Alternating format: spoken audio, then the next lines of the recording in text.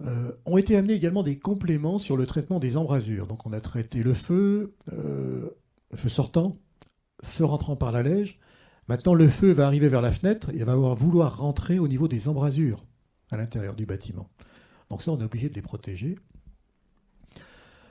Donc à aujourd'hui, le traitement des embrasures des menuiseries doit être réalisé par un matériau classé BS3 D0 de 25 mm minimum et recouvert d'un habillage d'acier tôle 10 dixième ou un matériau classé A2S3. Alors ce qui fait que dans certains chantiers, on voit des panneaux bois ciment qui apparaissent parce qu'effectivement, ils ont cette qualification.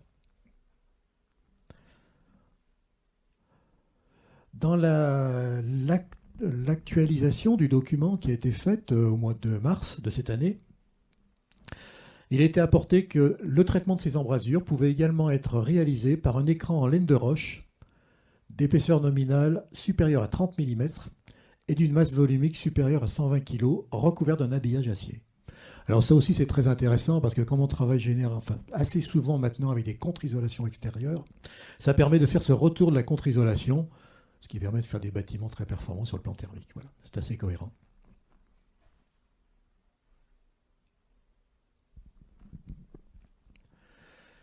Vous avez un certain nombre de prescriptions qui sont amenées également sur les revêtements extérieurs des bardages ventilés en bois. Il est demandé une masse volumique minimale de 450 kg au mètre carré. Ah, ça a tourné. 450 kg au mètre cube, avec une tolérance de 4%. Donc 450 kg, un résineux, normalement, il est dedans. Par contre, certains, je pense au Red Cedar, par exemple, ça ne marchera pas, parce qu'on est très en dessous en termes de densité, par exemple. Donc c'est quand même à vérifier. Ces bardages devront avoir une épaisseur nominale supérieure ou égale à 26 mm et ne pourront pas être inférieurs à 18 mm au droit des points singuliers. C'est ici. Les bardages en lame de bois massif profilé à claire-voie ne sont pas autorisés pour les ouvrages visés par ce présent document. Donc les claire-voies, quand on est au-delà de dans la troisième famille, ce n'est pas possible.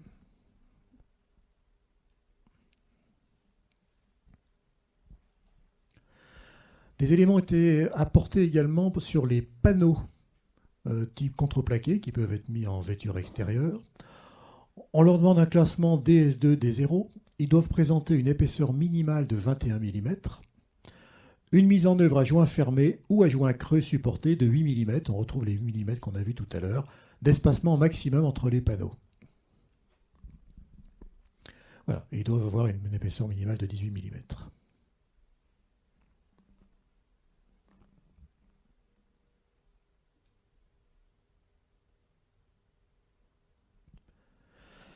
Également un chapitre sur les panneaux, cette fois-ci en stratifié. Ce sont des panneaux qui doivent avoir une épaisseur minimale de 8 mm également. Ils doivent être classés BS3 D0. La mise en œuvre se fait à joint fermé ou joint creux avec 8 mm d'espacement maximum entre les panneaux. Et alors on retrouve le PCS, le pouvoir calorifique supérieur inférieur et ou égal à 20 MJ par kilo.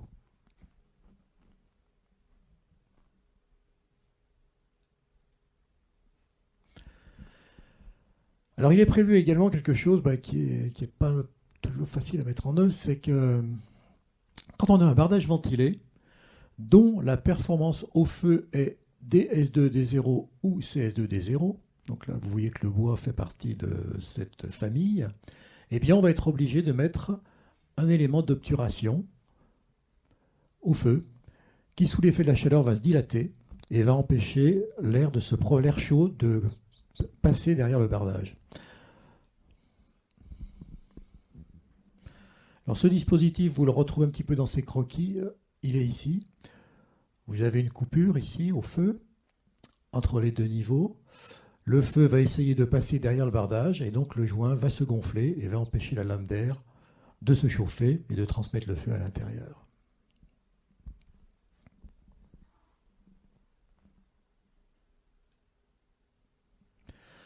Et on arrive au dernier point, c'est comment déporter la flamme pour éviter qu'elle ne rentre à l'intérieur. Et donc ont été imposés des déflecteurs de flamme. Ces déflecteurs sont réalisés avec des tôles d'acier d'une épaisseur 15 dixièmes minimum. Ils sont fixés au pas de 500 mm minimum et ils sont équipés de goussets de renfort à entraxe de 650 mm pour les déflecteurs, dont le débord au nu du bardage est supérieur à 50. Alors pourquoi on met ces éléments? Parce que sous l'effet de la chaleur, les éléments ont tendance à se déformer. Donc ces éléments sont là pour rigidifier l'ensemble du déflecteur et qui puisse assurer sa fonction pendant le feu. Alors comment se calcule la largeur de ces déflecteurs? Parce que ça, c'est un petit peu complexe. Elle est fonction de tous les essais qui ont été réalisés, également des calculs, et elle se fait en fonction de 3 facteurs.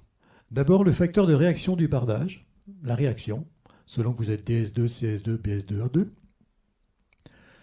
Elle se fait selon la nature du bardage, qu'il soit joint ouvert fermé, qu'on soit en lame horizontale ou qu'on soit en lame verticale. Et elle se fait suivant la nature de l'écran, selon qu'on a des plaques rigides, de la laine de roche ou des panneaux de contreplaqué. Donc en lisant à l'intérieur du document, je ne les ai pas mis ici parce que c'est quand même un peu lourd, vous avez des tas de tableaux croisés qui vous disent que suivant les choix que vous avez faits dans ces 3 colonnes ici, vous allez avoir la taille du déflecteur de flingue que vous allez pouvoir mettre en place. Qui va donc faire 15 dixièmes d'épaisseur, des fixations tous les 500 mm et équipé de goussets de renfort. Alors, il commence à 50 mm, mais finit quand même à 400. Donc dans certains cas, en termes d'architecture, c'est quand même très très pénalisant. Mais c'est la sécurité. Alors je pense à une chose, qu'il y avait une réunion il n'y a pas très longtemps avec le CSTB et le SCBA, et on a discuté un petit peu de ces choses-là. Constamment, le déflecteur est positionné au niveau du nez de plancher. Il est marqué nulle part qu'il doit être positionné au niveau du nez de plancher. On pourrait imaginer qu'on a un déflecteur filant, par exemple, en haut de l'imposte. Au niveau de l'imposte. Je ne sais pas s'il y en a qui ont déjà travaillé sur cette thématique. Oui? Tu as déjà travaillé là-dessus, Dominique, non? Et alors? Ah oui. Et il a répondu ou pas finalement?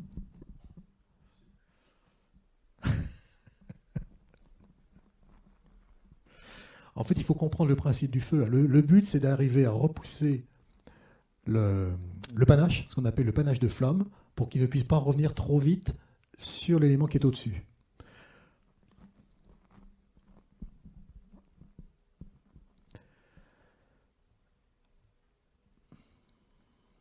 Alors, a été amenée la possibilité également, histoire de peut-être de faire des variantes en termes d'architecture, la possibilité de mettre des déflecteurs qui soient réalisés en bois. Alors, ils peuvent être réalisés en bois, en lami-bois ou en bois massif. Généralement, c'est du lami-bois, si je me souviens bien. L'élancement est déterminé.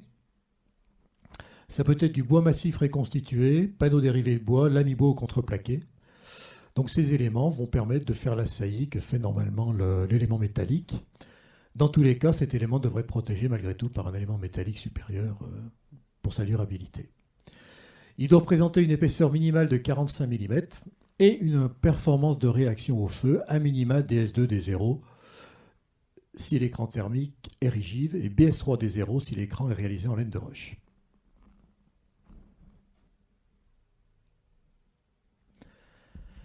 Alors, il a été également introduit une variante parce que c'est vrai que ces déflecteurs, vous imaginez l'architecture que ça peut donner. Ça veut dire qu'on trace chaque niveau avec un grand déflecteur. C'est pas facile. Donc, a été amenée une possibilité qui pourrait être travaillée, c'est d'avoir des déflecteurs de flammes au niveau des ouvertures. Alors là aussi, ce déflecteur est dimensionné en fonction de différents facteurs. Bon, je vous avoue que je ne les ai pas regardés, je ne les ai pas trop en tête.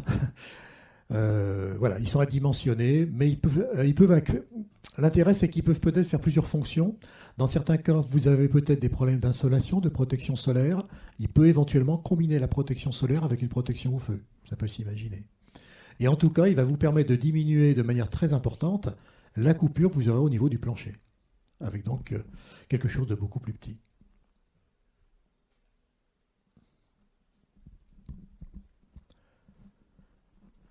Alors, il y a quelque chose qui a été introduit dans la dernière mouture de l'évolution de l'IT 249, donc de mars, je crois, de mars de cette année, c'est l'intégration des bardages à clin de bois d'une épaisseur comprise entre 20 et 22, alors qu'on a vu que précédemment, l'épaisseur minimale était de 26 mm, et d'une masse volumique de 450 kg.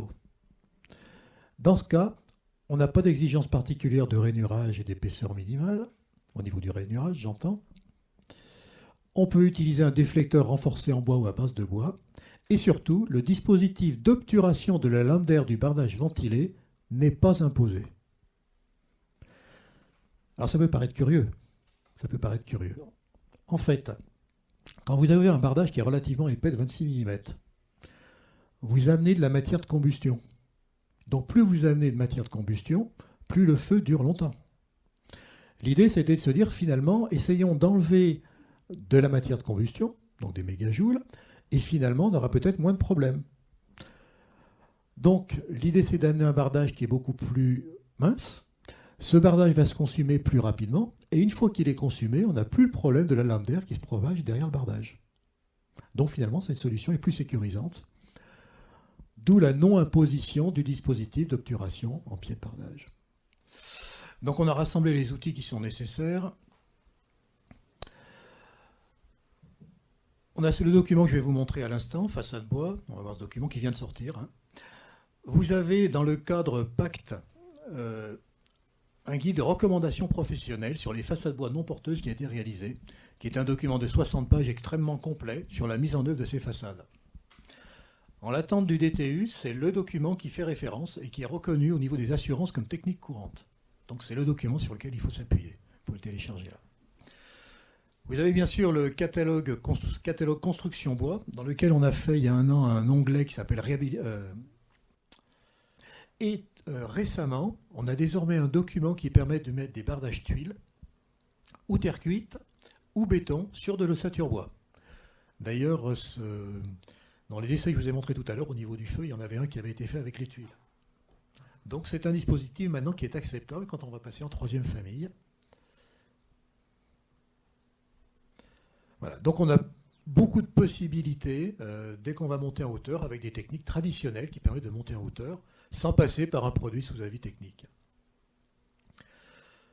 A été rappelé l'allotissement, donc ça c'est des choses qu'on retrouve dans le catalogue bois construction, l'allotissement de base sur la structure, un allotissement un petit peu plus complémentaire qui va associer les isolants, voire les menuiseries, par vapeur, par pluie, et puis enfin quelque chose d'un peu plus complet qui peut associer la vêture. Et puis on a fini par quelques conseils de bonne pratique. Ben ça, c'est ce qu'on a pu voir sur les opérations qu'on a visitées. La première chose qui revient tout le temps, c'est de définir l'interface du bois, des façades bois avec le béton. Ça, c'est la question systématique. Alors cette question est en train de se résoudre puisqu'il y a un DTU qui est en travail actuellement, c'est le DTU 31.4, mais les professionnels ne sont toujours pas mis d'accord sur la tolérance. Donc pour l'instant, on est resté sur ce qui semblerait être la valeur finale. Ce serait que la FOB devrait se positionner à 30 mm de la dalle béton, avec une tolérance de 20 mm autour de cette cote. Donc on oscillera entre 20 et 40, voilà, en gros. Ce qui paraît assez raisonnable.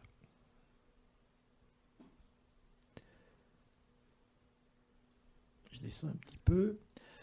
Alors on a vu pas mal de surprises avec les réservations des équerres. On a souvent des équerres qui vont tenir les panneaux ossature bois.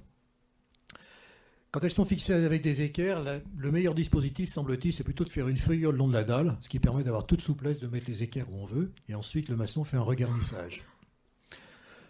La deuxième solution, si on est sûr de son coup, c'est de faire des réservations pour l'appositionnement des équerres. Et ensuite, on a le regarnissage du maçon. Mais souvent, le maçon, on l'a vu sur plusieurs opérations, il n'aime pas revenir faire du garnissage. Donc il dit, c'est pas grave, je mets ma dalle béton, puis ensuite, je viendrai piquer pour faire les emplacements des équerres. Et là, vous vous retrouvez avec des gens, alors qu'on parle de sécurité, qui sont complètement sur le bord de la façade avec du marteau-piqueur en équilibre. Donc c'est vraiment des choses qui sont à bannir. Donc, quand on met les équerres, il faut qu'il y ait des réservations, et surtout, on ne fait pas les réservations après coup. C'est pas raisonnable. Qu'est-ce qu'on a vu bon, l'allotissement, on a déjà un petit peu parlé, je ne vais pas revenir là-dessus. On sait que je me suis décalé. Alors, bien sûr, ce qui est intéressant, c'est de passer les façades ossature bois autour de la structure. Dès qu'on rentre à l'intérieur de la structure, on se pose tous les problèmes du monde. Ce qui pose le problème des balcons. Parce que si vous avez des balcons qui sont dans l'emprise du bâtiment, automatiquement, on va rentrer entre les dalles. Et ça, c'est assez complexe. Donc, il faut tout de suite penser avec des systèmes désolidarisés de balcons aux coursives qui soient rapportés. Malheureusement, dans pas mal d'opérations, à chaque fois, le maître d'ouvrage fait ses comptes en amont, on dit « Ah bah ça coûte plus cher » et on repasse en béton. Ce qu'on ne voit pas, c'est que quand on repasse à l'intérieur, tout le monde s'embête. On est obligé d'avoir des reprises d'étanchéité en bas du balcon, il faut protéger la remontée du bardage, enfin tout devient plus compliqué, quoi. Et on enlève l'intérêt quand même du dispositif. Donc il faut vraiment rester à cette solution d'éléments rapportés. Et puis dernier point, alors que là on voit depuis longtemps, c'est de protéger les ouvrages des dégâts des eaux en cours de chantier. Ça paraît une évidence. Vous avez la toiture terrasse qui est en haut, c'est la photo qui est en bas, ici, là, à gauche. Vous avez un orage terrible, donc l'eau va se mettre en surcharge sur la terrasse et puis ensuite va couler le long des façades et bien sûr va finir par rentrer à l'intérieur des panneaux, inexorablement. Donc toute la qualité que l'on met en avant avec cette préfabrication, elle est détruite dans ce cas-là. Donc il faut absolument mettre en œuvre une solution pour protéger au niveau de la toiture terrasse, équerre métallique, un bâtard d'eau, trouver une solution, mais faire une protection pour éviter ces problèmes après coup. Voilà, donc on a rappelé un petit peu l'essentiel, toujours avec des hypertextes qui vous permettent de retrouver les principaux textes, les DTU, les documents de référence, donc recommandations professionnelles, les guidrages, et puis d'autres dont je vais vous parler un petit peu après. Et notamment l'outil BoisRef dont on va parler juste après. Voilà. Alors c'est disponible, vous allez sur le site CNDB, outils, façade, vous allez tomber dessus.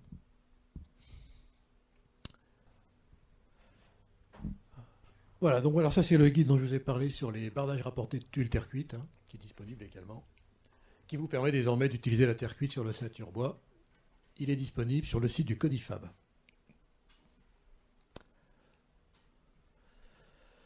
Alors quelque chose qui est tout récent, qui vient de sortir, c'est quelque chose que l'on attendait depuis longtemps, c'est la possibilité d'avoir des terrasses accessibles sous DTU. Pour l'instant, ce n'est pas mis dans le DTU, mais en revanche, vous avez des recommandations professionnelles sur les toitures terrasses accessibles bois qui viennent de sortir, qui sont disponibles sur Programme Pacte. Elles sont valables sur les ouvrages de toiture terrasse accessibles aux piétons avec éléments porteurs en bois et panneaux à base de bois, avec étanchéité, de surface au plus égale à 300 m². Donc c'est pas fait pour les immenses surfaces, mais ça couvre pas mal de cas.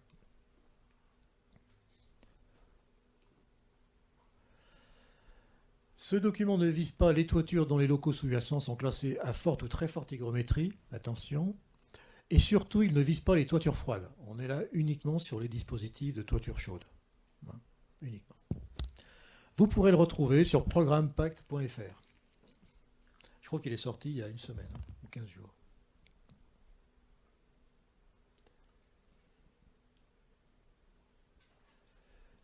Alors, je voulais parler également de quelque chose qui a été rajouté sur le catalogue Construction Bois. Vous savez, le site du FCBA. C'est ce que ça s'appelle BoisRef. Alors sur le catalogue, vous avez un onglet neuf qui traite des parois, un onglet réhabilitation qu'on a rajouté il n'y a pas très longtemps. Vous avez les données environnementales avec les fiches FDES, des fiches produits, et puis on a rajouté référentiel technique. L'idée du référentiel technique, c'est de se dire que c'est surtout destiné plutôt à l'ingénierie. Quand on va travailler sur une thématique donnée, de structure, etc., quels sont les documents que je peux utiliser et qui sont à ma disposition, que je sois en technique courante ou non courante, et pas être obligé de chercher à droite et à gauche. Donc si vous cliquez sur ce référentiel, vous allez trouver, a été réexpliqué un petit peu pourquoi ça a été réalisé. Les solutions techniques et outils de justification s'étoffent depuis 2010. Le présent guide est destiné à faciliter leur identification. Sur le menu, vous allez trouver des prescriptions générales, tout ce qui concerne les murs, les planchers, les charpentes, les parements, les menuiseries. Je clique sur charpente, par exemple. Vous allez trouver plusieurs documents. Un sur les charpentes industrialisées, les charpentes en bois, les toitures poutres en I, les toitures panneaux de bois, les toitures terrasse. Bon, j'ai pris toiture terrasse. Vous avez une fiche complète qui vous redonne le domaine d'application avec les DTU et les éléments concernés. Si je descends un petit peu plus bas, la frontière avec les autres documents de référence. Et puis ensuite un tableau, alors dans lequel vous avez plusieurs colonnes. Sur la gauche, vous avez les exigences de performance, en solidité, thermique, vapeur, environnement, il y en a d'autres, on verra après. Ce qui se positionne en technique courante, vous allez retrouver les normes, les recommandations professionnelles, l'environnement, le document qui s'y rapporte dans la base IGNES, le DE bois, ça c'est pour l'aspect carbone, et toujours tout cela en lien hypertexte. Vous n'avez qu'à cliquer, vous allez trouver le document. Vous avez également sur la thermique transfert de vapeur, le guidrage, toiture, terrasse, isolé, le lien. Je continue à descendre, textes généraux sur la... Voilà. Vous avez le référentiel sur les produits. Vous avez des fiches sur les produits avec toujours les liens. Voilà, donc j'arrive au bout. Alors, je ne sais plus ce que je vous ai mis, peut-être encore quelques petites informations pour finir. Alors, sur ProgrammePad, vous avez quelque chose qui a été établi, ce sont des calepins de chantier. Je ne sais pas si vous connaissez ça, c'est pas mal fait. C'est destiné aux gens qui sont sur le chantier, donc ce sont des petits documents dans lesquels il y a peu de texte, mais beaucoup d'images, pour qu'on comprenne très très bien les choses. La sécurité, la mise en œuvre, comment on fait. Ça a été réalisé sur les panneaux massifs bois contre-collé, plancher mix bois-béton, les encadrements de baies et intégration des menuiseries, ça c'est assez récent, qui est sorti. Et en cours de réalisation, on va en avoir un sur les chantiers de bardage qui va sortir. Ils sont téléchargeables et sinon au niveau des OP, je crois qu'ils en ont en imprimé. Ça dépend des OP, organisation professionnelle. Voilà. Et également, elles sont quasiment terminées, des vidéos de chantier qui vont servir au niveau des formations.